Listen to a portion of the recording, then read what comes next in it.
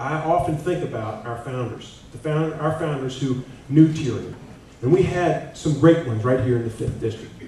The idea that James Madison, who interestingly was the first congressman from the 5th District, and Montpelier used to be in the 5th District until he got redistricted out into Cantor's district. But we've got a great legacy here in our history. We have James Madison, we have Thomas Jefferson, we have Patrick Henry, who's buried at Red Hill.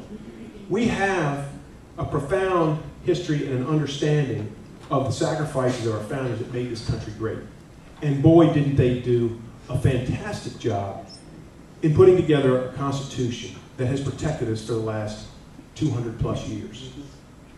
The sacrifices that they made, they were willing to sacrifice their lives, their fortunes, and their sacred honor so that they would be free from the chains of tyranny and so that we would be free from the chains of tyranny. They understood tyranny in a way that perhaps we don't fully appreciate.